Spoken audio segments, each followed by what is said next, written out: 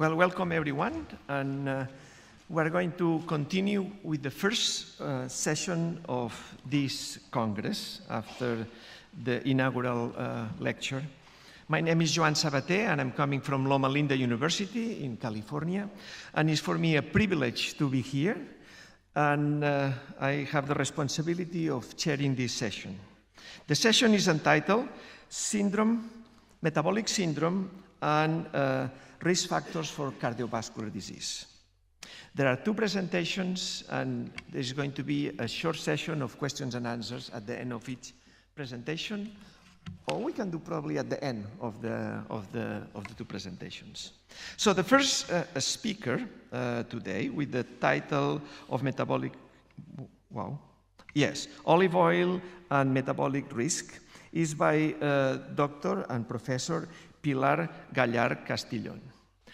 She has been working in nutritional epidemiology for over 20 years, lecturing and teaching students in this discipline, and has participated in several epidemiological studies, is widely published, known in the area, and I'm happy that she has accepted the invitation of Stephanie to come here and make the presentation. So without further ado, that's her time.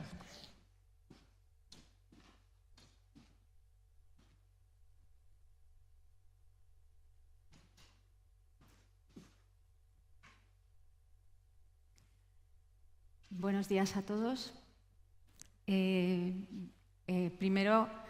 Primero de todo, agradecer a Inulóvil la invitación para estar aquí y hablaros de riesgo cardiovascular, riesgo metabólico, también al profesor Miguel Ángel Martínez y a la propia Estefanía. Y os voy a hacer una presentación que quiero que sirva un poco de introducción a lo que es el Congreso Internacional de Aceite de Oliva, Olivares, y que sirva también un poco de introducción a la presentación de la propia Estefanía, que hablará a continuación de aceite de oliva y síndrome metabólico. Bueno, el aceite de oliva, desde luego, está de moda, ¿no? Si vemos las publicaciones en PubMed y vemos lo que ha pasado en los últimos 20 años, es que ha habido un aumento exponencial en las publicaciones en la investigación sobre aceite de oliva. Lo mismo si pusiéramos como buscador el aceite de oliva virgen extra, con aproximadamente unas 1000 publicaciones al año. Sin embargo, desafortunadamente, fuera de lo que es el ámbito de los países productores de aceite de oliva, como España, Grecia, Italia, ¿no? Pues el aceite de oliva tiene todavía un consumo reducido, ¿no? Aunque, no sé, yo creo que nuestra tarea es fomentar y explicar los beneficios del aceite de oliva para su consumo, ¿no? Para la expansión de este consumo, ¿no? Quería empezar por este metaanálisis publicado en el año 2014, en el que ya muestra el aceite de oliva, cómo se asoció con mortalidad por todas las causas, por mortalidad cardiovascular y por eventos cardiovasculares, con unos riesgos relativos que indican protección frente a enfermedad cardiovascular, estadísticamente significativos también, pero también presentan una gran heterogeneidad, ¿no? Después de este estudio, desde luego, el ensayo clínico que ha revolucionado el mundo del aceite de oliva y de la dieta mediterránea y del aceite de oliva ha sido sin duda el estudio PREDIMED.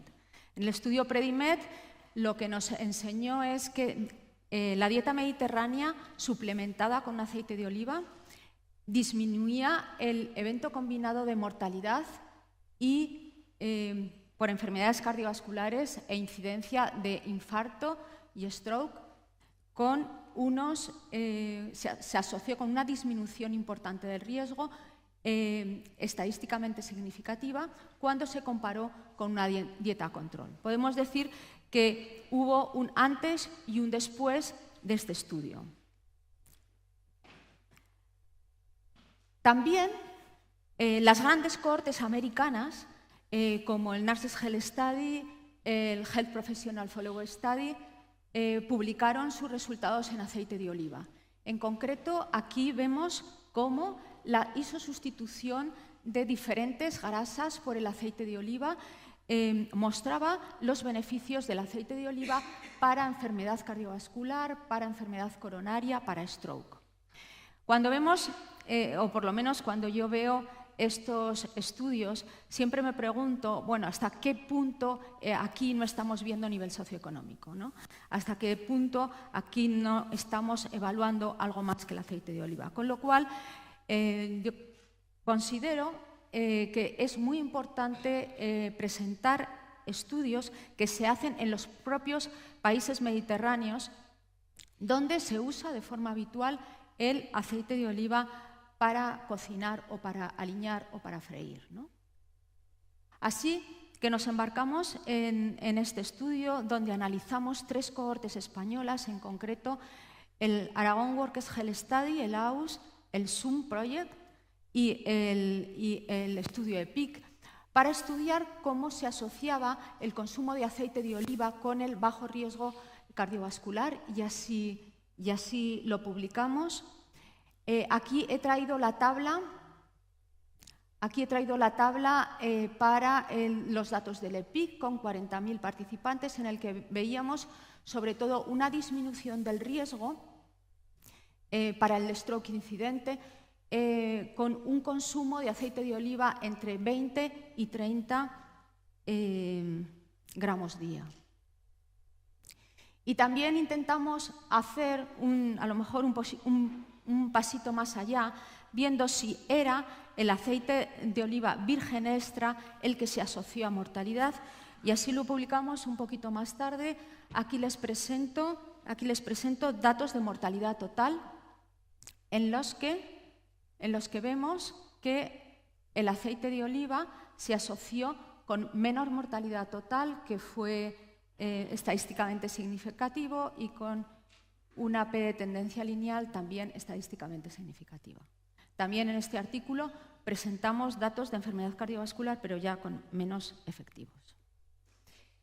Y bueno, hecha esta primera presentación sobre los posibles beneficios del aceite de oliva, quería un poco introducir la presentación que más adelante va a hacer la profesora Toledo sobre síndrome metabólico y aceite de oliva, un poquito fijándome, no de forma exhaustiva, sino seleccionando algunas de las evidencias que a mí me han parecido de mayor relevancia sobre algunos factores de riesgo cardiovascular que afectan el riesgo metabólico. Y primero me he querido fijar en el metabolismo de los lípidos. Como usted puede comprender, en una presentación no puedo abarcar todo lo que es el contenido de este campo, pero sí que me parece dar unas pequeñas pinceladas para que nos podamos hacer una idea del tema, ¿no? En esta reciente revisión se encontraron 20 ensayos clínicos con resultados sobre lípidos, colesterol total, HDL colesterol, LDL colesterol, triglicéridos. En la mayoría fueron ensayos clínicos pequeños, o sea, con muy poca cantidad de participantes, y en la mayoría de ellos no se encontró una asociación significativa entre el consumo de aceite de oliva y niveles de lípidos en sangre. Sin embargo, por ejemplo, análisis del Predimed en participantes con alto riesgo cardiovascular sí que se observó. Aquellos que consumían dieta mediterránea suplementada con aceite de oliva presentaron partículas de LDL que eran menos aterogénicas. Incluso otra publicación diferente a esta, que hicieron un poquito más tarde, también mostraban que la dieta mediterránea suplementada con aceite de oliva los participantes con esta dieta tenían además un HDL que presentaba una mejor funcionalidad. Por contraste, muchos otros estudios, como este que presento ahora, este también es un ensayo clínico de un tamaño como de unos 200 participantes, en el que se daba 30 mililitros de aceite de oliva extra virgen durante 12 semanas, no se observó ningún cambio en los niveles ni de colesterol total, ni LDL colesterol, ni HDL colesterol, ni triglicéridos, ni ninguno de los ratios. O sea que ya vemos que es un campo en el que tenemos mucha heterogeneidad en los resultados, aunque todavía muchos ensayos clínicos que son pequeños y que presentan resultados relativamente inconsistentes. También otro punto esencial es la obesidad.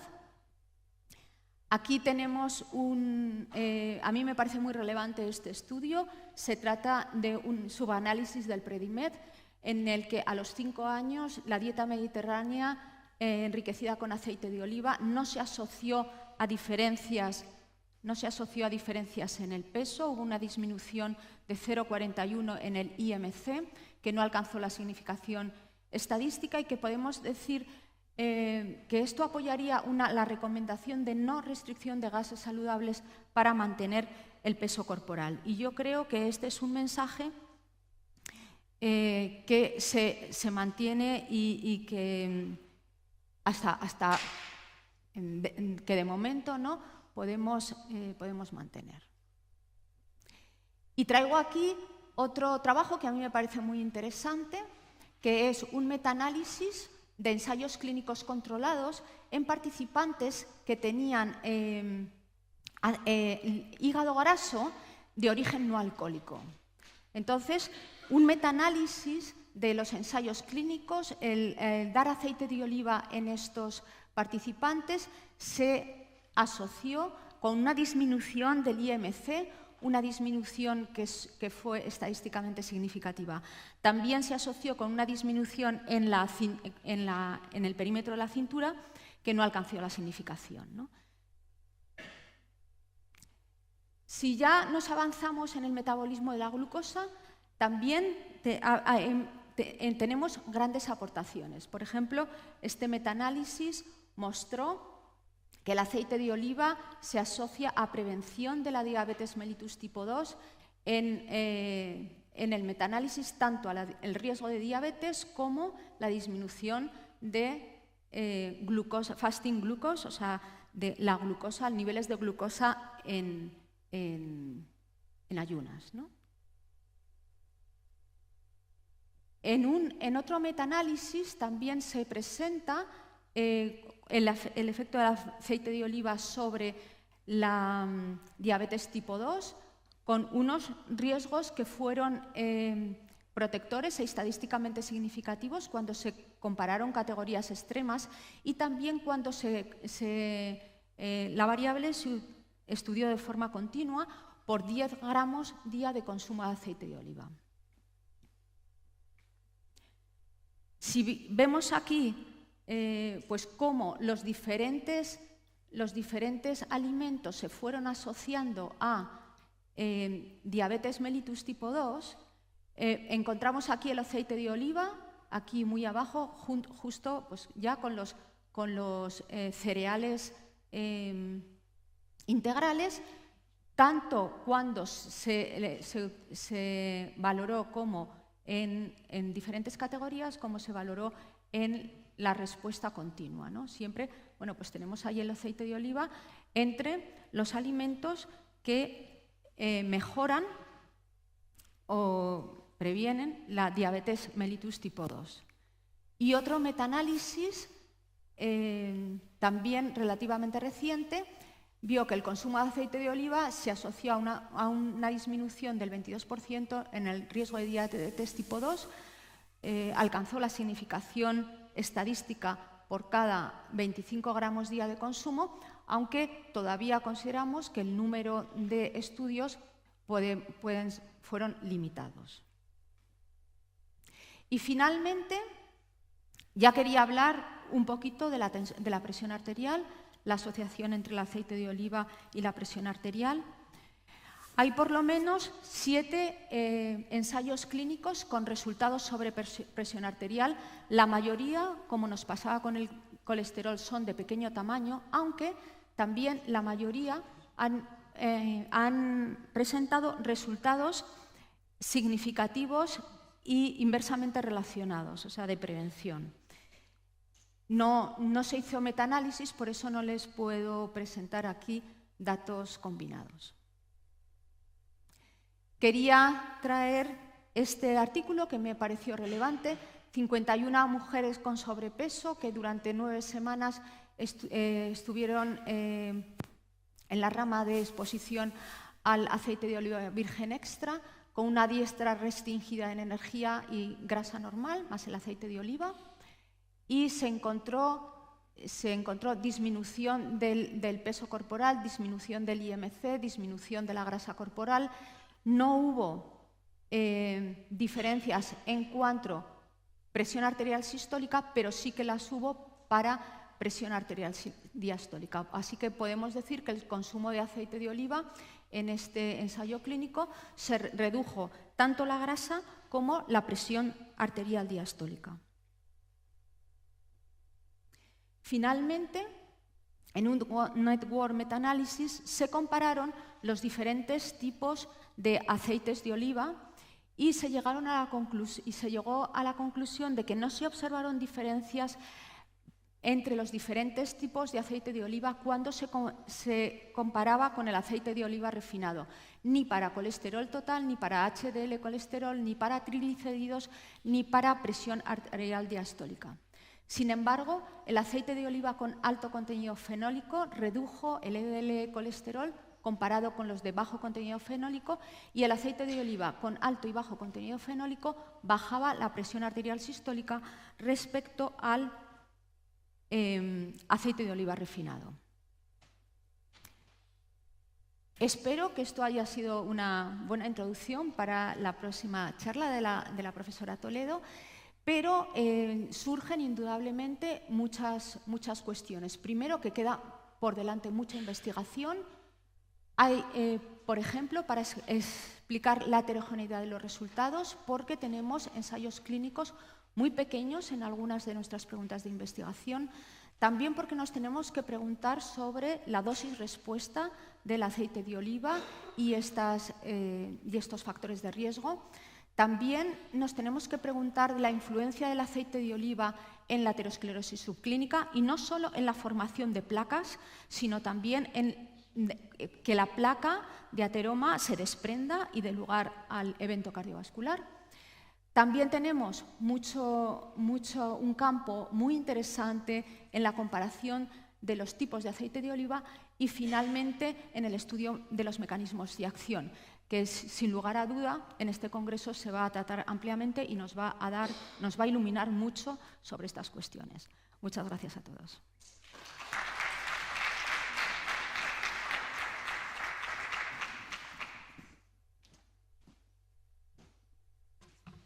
Well, thank you, Pilar.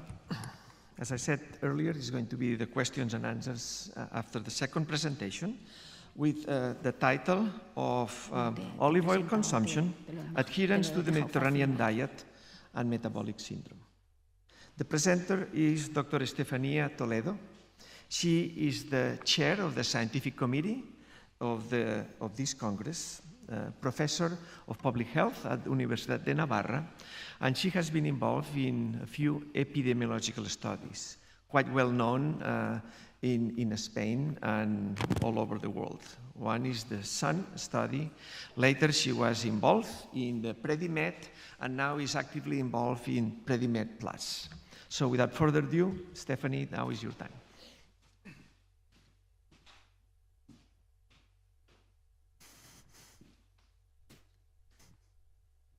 So thank you very much, Joan, for your kind introduction, and thank you, Pilar, for the overview you gave us on olive oil and cardiovascular risk factors. And I would like to thank the organizers for giving me the opportunity to contribute to this conference, and also for giving me the chance to talk to you about this topic, that is olive oil consumption, adherence to the Mediterranean diet, and metabolic syndrome.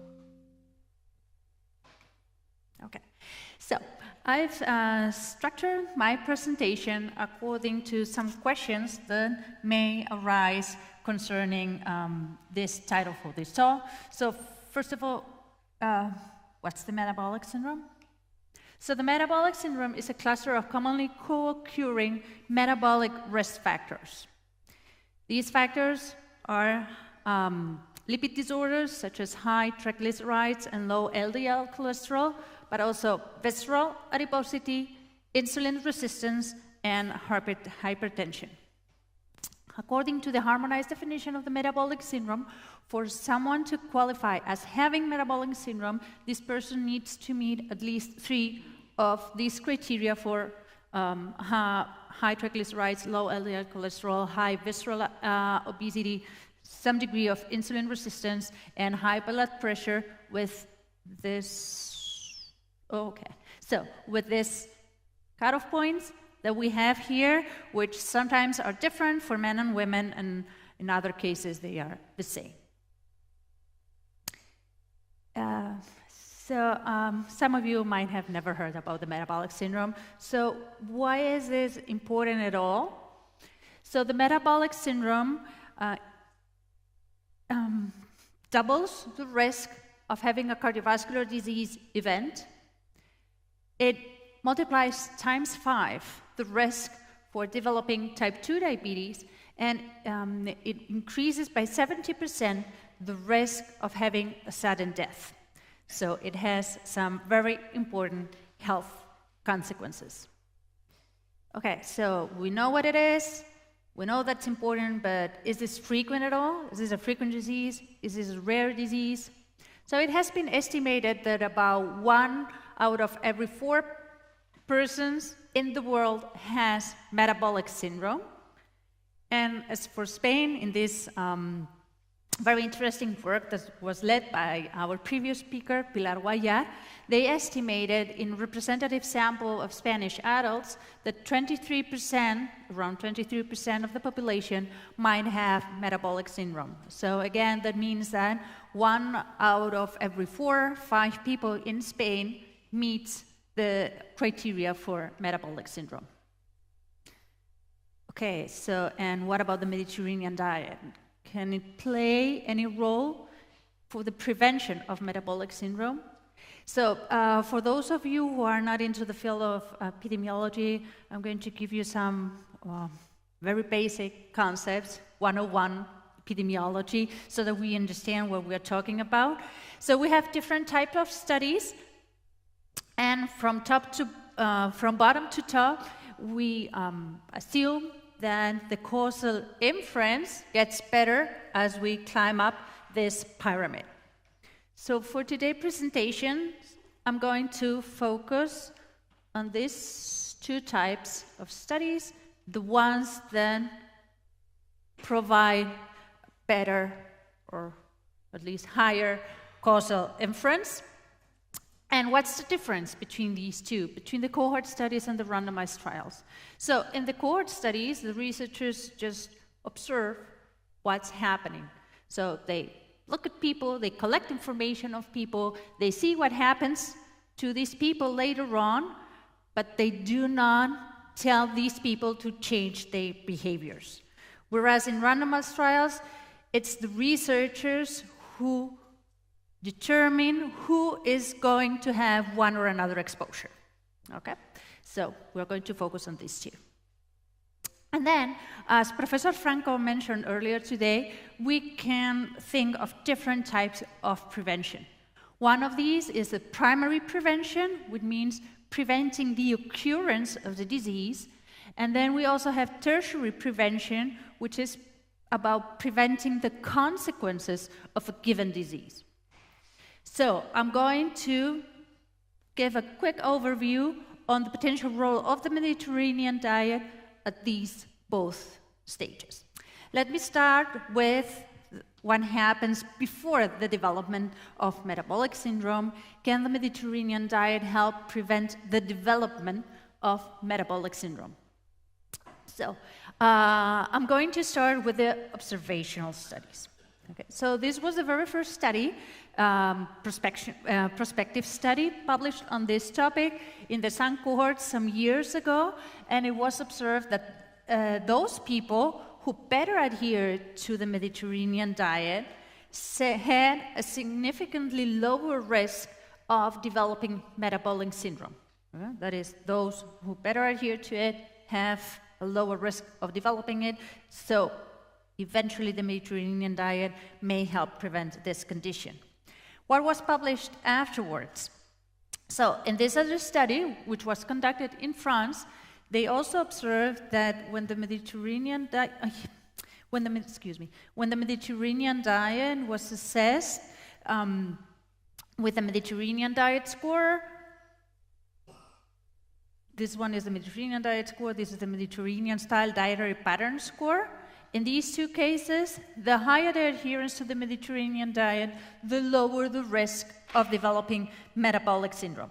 When they use another definition for the Mediterranean diet, these differences were not statistically significant, but somehow pointed into the same direction. Then we also have evidence on this other study, which was conducted also in Spain. So they did not only look into the Mediterranean diet, but into a broader concept, which is the Mediterranean lifestyle. This study was framed in the CordioPrev study, and we'll hear about it later today. But within this Mediterranean lifestyle, of course, adherence to the Mediterranean diet is a cornerstone. And they saw, when they looked specifically at the adherence to the Mediterranean diet, that those participants with a high adherence to the Mediterranean diet had a significantly lower risk of developing metabolic syndrome. This study is interesting because it was conducted on people who had already had a cardiovascular event, an acute myocardial infarction. So even among those people who are at a very high cardiovascular risk, because they even already had an event, they are highly medicated. So even among those, the Mediterranean diet may have some beneficial effects. And what about in other countries? Because it may be something that's related to the Mediterranean diet in these Mediterranean countries. What about other populations? Can we also see that the higher the adherence to the Mediterranean diet, the lower the risk in metabolic syndrome in other populations? So this is a study which was conducted in the US, and again, we can see that the higher the adherence to the Mediterranean diet, towards the right part of this figure, the lower the incidence, that is, the lower the proportion of people who develop metabolic syndrome over follow-up. And this is another study which was conducted in the US, the CARDIA study, with young people who were followed up for 25 years, and they also found that the higher the adherence to the Mediterranean diet, the lower the risk of developing metabolic syndrome. But not all the evidence on this topic is consistent. This is another study which was conducted in Iran, and they were not able to replicate this association. But as far as the other studies are concerned, they did observe this association. So what's the difference between this study and the other studies? So I think it's important to highlight that in this study, the mean age of the participants was lower. So it may be important to consider the age range of the participants when we are looking at the association between the Mediterranean diet and the risk of developing metabolic syndrome, because we may see this association at certain age ranges, but not in others. So what if we climb up to the very last level, the randomized trials? So this is a study which was conducted in Italy it had somewhat of a particular design, because what they did is they merged information they had from 2 different intervention studies and another study, which was an intervention study, but it had no control group. But given that the intervention was similar in these 3 studies, they combined this information. And what they saw is that when, can I go backwards? Yeah. So it was a study that they conducted among women with gestational diabetes.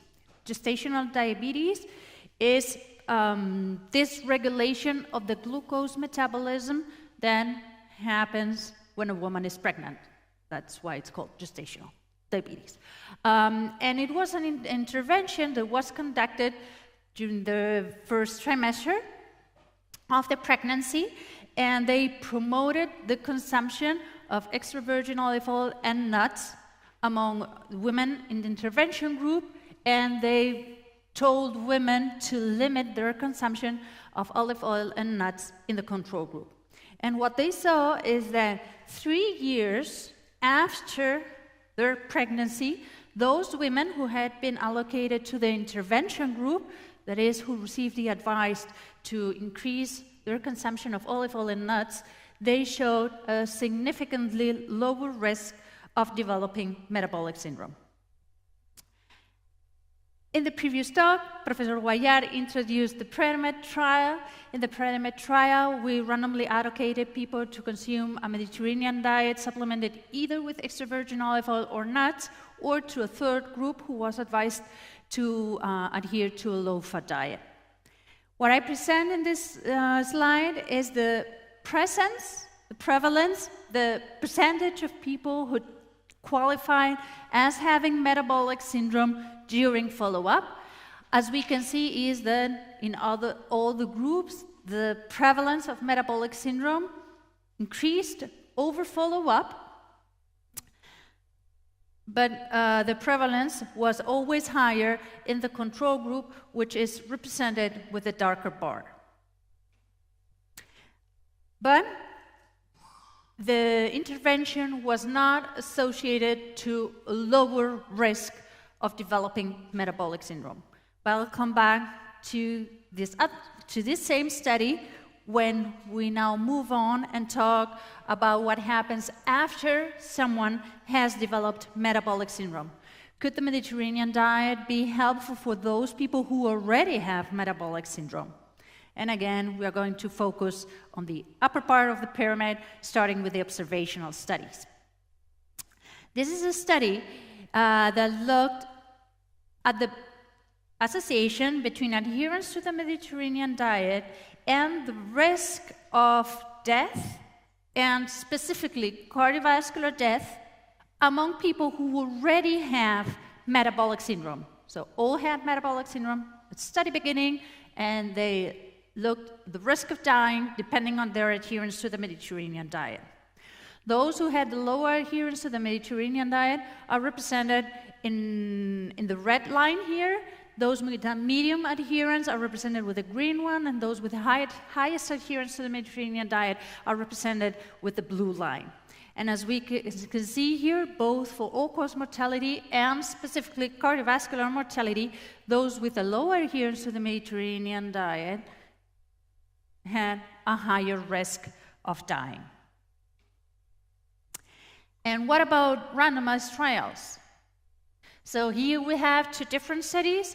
This was a small trial which was conducted in Italy about 20 years ago. They had 220 patients. Finally, 180 were randomized to receive either a Mediterranean-style diet or a controlled prudent diet. All of them had metabolic syndrome at study beginning, and they saw how many qualified as for having metabolic syndrome at the end of follow-up. And what they found is that the number of people who still fulfilled the criteria for the metabolic syndrome was significantly lower among those who had been assigned to receive a Mediterranean-style diet than among those who had been assigned to receive a controlled prudent diet. And, oh, I'm sorry, something happened. I'm missing one slide here. So, and then let me go back and I'll explain it based on this slide. So, as I told you before, we saw that the prevalence was increasing over follow-up, that this increase was sharper among those who had been allocated to the control group. The incidence of metabolic syndrome, that is, the new cases that happened over follow-up, was not significantly different across the different groups, but we did find that among those who already had metabolic syndrome when they entered the study, the remission of the metabolic syndrome was higher among those who had been allocated to the Mediterranean diet groups than among those who had been allocated to the control group. That is, this dietary intervention may help these participants to kind of revert that condition. And when we combine these two studies together, the one that had been conducted in Italy and what we had seen in the Predimed trial, we can see that both are consistent because they suggest that participants receiving an intervention that promotes the adherence to the Mediterranean diet may be more prone to revert this condition. So we have seen this, but how come? How can we explain these associations? Because we know now what the metabolic syndrome is. We know what the metabolic syndrome may lead to. The Mediterranean diet may play a role either in the primary or in the tertiary prevention. Excuse me. But is this coherent with our knowledge? Might it be through central adiposity? So one thing that people are afraid of when they are about to consume extra virgin olive oil or nuts is that they are rich in fats. And fats may promote gain weight. Is there an association? So as she showed before, those participants in the Predimed trial who had been allocated to the Mediterranean diet groups did not show any weight gain as compared to the control group. In fact, also in the Predimed trial, we saw that those participants with the highest adherence to the Mediterranean diet had a lower, excuse me, a lower abdominal obesity. And what about the insulin resistance, which is an underlying, very important cornerstone of the metabolic syndrome? We had seen in the Mediterranean, in the Predimed trial, that those participants who had been allocated to the Mediterranean group supplemented with extra virgin olive oil had a significantly lower risk of developing type 2 diabetes.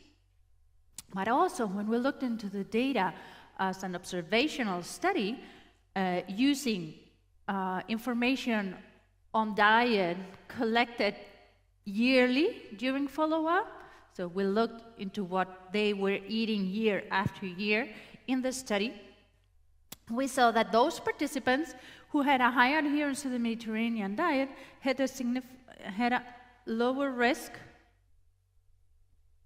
of developing type 2 diabetes, no matter the group they had been allocated to. So the important thing was how they were adhering to the Mediterranean diet. And blood pressure? Can the Mediterranean diet do something on blood pressure?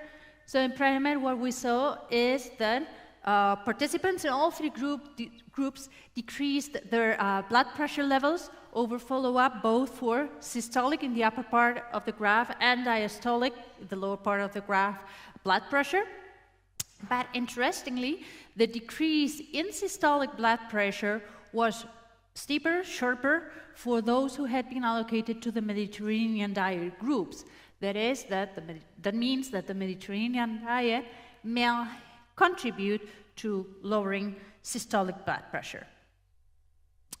That was done with the information on blood pressure that was collected during the visits, so in the clinic, but there was a subset of participants in whom blood pressure was monitored also ambulatory. That is, we asked them to wear a device that collects information on their blood pressure over a 24-hour window, and we saw that among those participants who were better characterized in terms of their blood pressure, that the Mediterranean diet also lowered systolic blood pressure compared to the control group, as you can see there, and it also contributed to diastolic blood pressure at different time hours of the day. They considered 24-hour blood pressure, that is the average that they showed over that 24-hour window, but they also made the difference between daytime blood pressure and nighttime blood pressure. So as for diastolic blood pressure, we saw those differences for the Mediterranean diets supplemented with extra virgin olive oil for the 24-hour blood pressure and for the nighttime blood pressure. And what about age? Do you need to start very early on? May people think that, okay, I'm already in my 70s, is it worthy at all to start changing, or is it not worthy anymore? So this is preliminary. These are preliminary results from the PREDIMED, which were published very early on, looking into changes after 3 months of the intervention. So already in such a short period of time, we saw significant differences between the Mediterranean diet and the control group in terms of glucose metabolism, blood pressure, and blood lipids. So it's never too late to start. And what about the metabolome? So first of all, what's the metabolome? So it's the set of molecules that we have in our blood plasma. So we define some traits, some characteristic traits of this metabolome to see which were associated either to developing metabolic syndrome during follow-up in PREDIMED, or that were associated, another one that was associated to the reversion of metabolic syndrome among those participants who qualified as for having metabolic syndrome at study beginning. So we saw that these different fingerprints in the metabolome were associated either to the incidence or to the reversion of metabolic syndrome. These fingerprints were built based on many different molecules in plasma. But we see then both for the incidence and for the reversion, there are some molecules that are directly associated to these outcomes. So the higher the concentration of these molecules, the higher the incidence or the reversion in the ones represented in green, whereas we have others that the lower their concentration, the higher the incidence, or alternatively the reversion represented in red font here. And it's interesting to tell that the Mediterranean diet had been previously associated to lower concentrations of some of those metabolites, the red metabolites for the incidence. That is, that the Mediterranean diet may help to increase those that lower the risk for the incidence.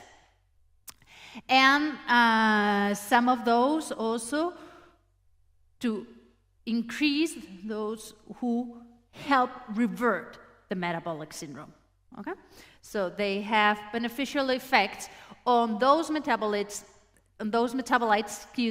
that are associated to either the incidence or the reversion.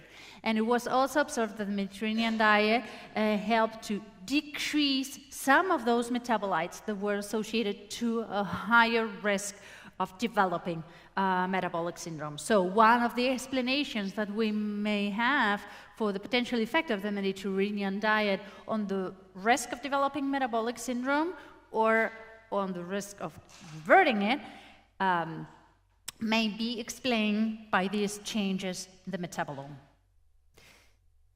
So as for now, we have been talking about the Mediterranean diet, but what about olive oil? So I have to say that for this talk, I made a search in PubMed looking at cohort or trials that had looked at the association between olive oil consumption and the risk of developing metabolic syndrome. And for my surprise, even though the Mediterranean diet is a central element of the Mediterranean diet, and even when we quantify the adherence to the Mediterranean diet with a MEDA score, which out of the 14 items, 2 are related to olive oil, I found no study looking into this association. I have to admit that I was quite surprised about this. So what are the take-home messages of this talk? So the metabolic syndrome is very common. The metabolic syndrome increases the risk of cardiovascular disease, type 2 diabetes, and sudden death, so it is an important issue. It may the Mediterranean diet may help prevent the metabolic syndrome, but it may also be an appealing approach for those participants or those people who already have metabolic syndrome, because they may contribute to controlling the consequences of the metabolic syndrome. We all know by now that the extra virgin olive oil is a fundamental component of the Mediterranean diet, but high-quality studies on the potential association between olive oil, or specifically extra virgin olive oil, and the risk of metabolic syndrome are urgently needed. So, thank you very much for your attention.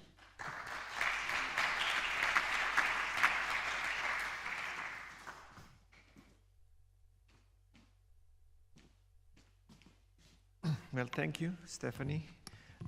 Now we have about 6 minutes for questions and comments. Okay. Now it's very fashionable to do intermittent fasting to bring metabolism. What's your idea? Sorry. What do you think of metabolic? What do you think of intermittent fasting or strong fast? 2 days of eating nothing to treat the metabolic syndrome. Several physicians prescribe it. It's a difficult question, but I want to know your own opinion, nothing else. Okay. I told you it's difficult. This is a very interesting point. Okay, the question is, what's your opinion on intermediate fasting and metabolic syndrome? So first of all, so this is personal opinion, okay? First of all, when we talk about intermittent fasting, sometimes we are not talking about the same thing. Because it's, okay, so eating within an 8-hour window and not eating anything for the other 16 hours of the day. Okay. So if you want to do that, you'll have to skip one meal. Either you skip breakfast or you skip dinner. But is it the same to skip one or the other? According to our chronobiology, insulin sensitivity is not the same in the morning as at nighttime. Plus, so that on one hand. On the other hand, one element that's also very important in terms of glucose metabolism is not only the diet, but also the physical activity.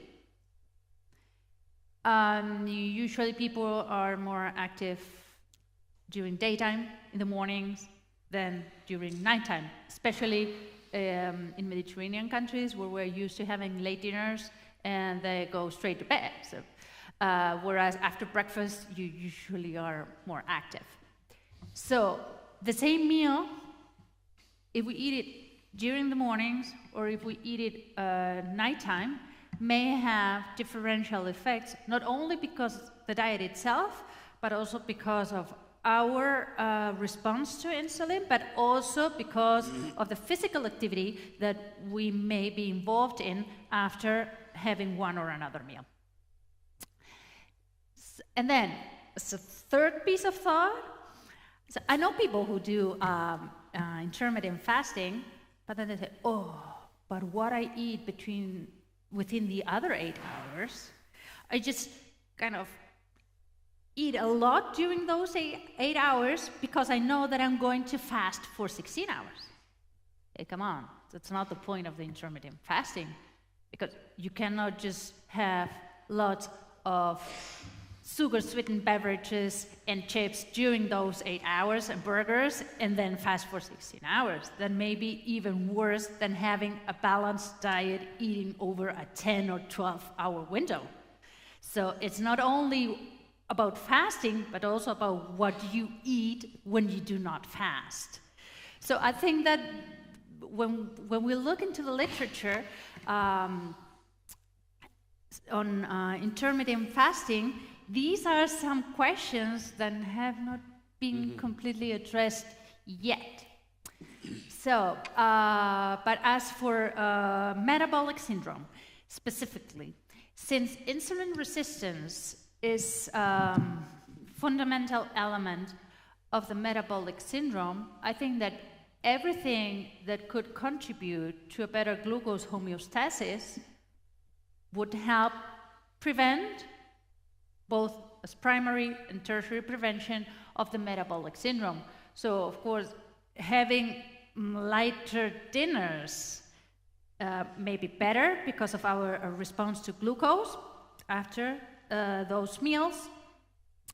But if someone wants to use the intermittent fasting as for health purposes, then this person should also take into consideration which meal that person is going to skip, and also this person should try to have a balanced diet within the 8-hour eating window. Magnificent. I mean, I'm trying to answer a question that is outside the scope of this program with such a detail. I mean, that is very good. Any other comment? Could I provide sorry. Could I answer a little bit your question? We have conducted a study with the Enrica cohort. It's a cohort, a Spanish cohort with older adults.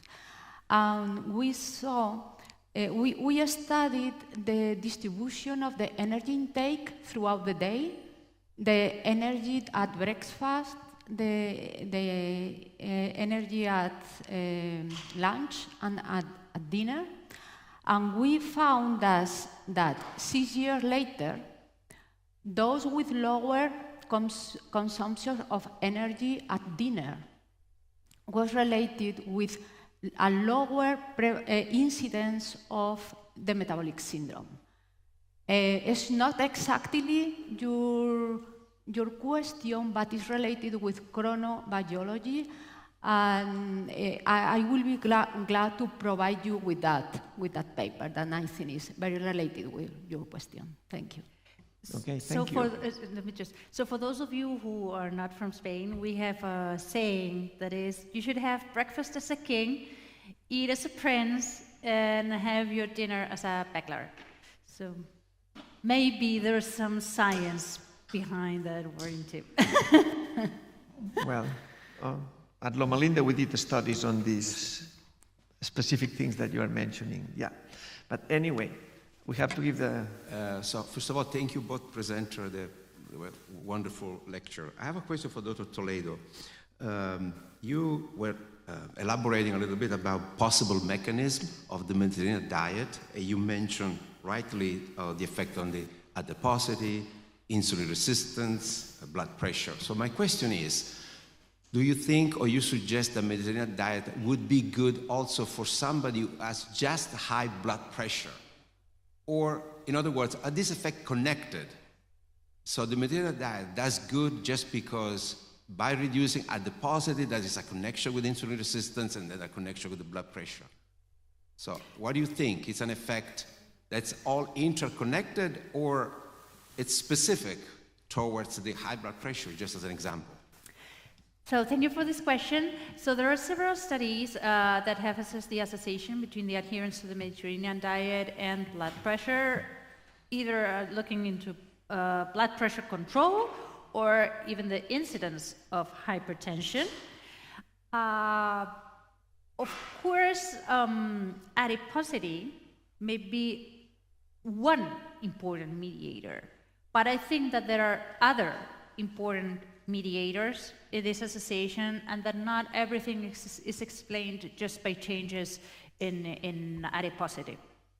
I think there's more behind it, and I think, so I brought some more information on the glucose metabolism and blood pressure, because, so two main consequences of metabolic syndrome are type 2 diabetes and cardiovascular disease. So for the development of type 2 diabetes, glucose metabolism is very important.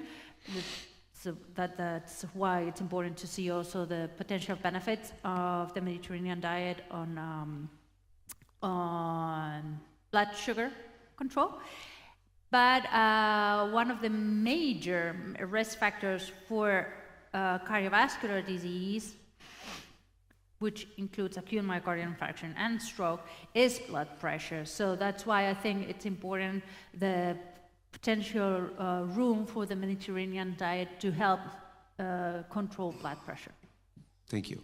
Can I make just a comment, or somebody else has a question? I don't want to take too much Yes, time. I allow A you quick comment. another comment. So And you that's it. said properly, it's never too late. What about it's never too early? What time you should start Mediterranean diet? Oh, I think the earlier the better, because we all know that changing lifestyles is not that easy. So if you start at the younger ages and you get used to that, I think that may be more spontaneous, what you eat. Whereas for people who have been eating another type of diet for 60, 70 years, it may take more of an effort to change into that. Because no matter if you just departed from the adherence to the Mediterranean diet, you can always recall what you did before. Oh, I remember I used to eat this, I used to eat that, why shouldn't I come back to that? Because we know the foods kind of stick in our brains, because it's related to many things. It's not only, it's seeing the food, it's tasting the food, it's smelling the food, it's also what we, with whom we share those foods. So it's very imbricated in us. So I think the sooner the better, but one of the nice things that I think that we learn in Predimed is that participants were aged 55 to 80 years. That's why I say it's never too late, because some people say, oh, I'm already in my 70s. It doesn't really matter what I do from now on, because life is short. But still among those, we see this beneficial effect. So I think that that's a very important message for the population to tell them, okay, so let's just start from scratch. From now on, let's start going into this. Well, thank you very much.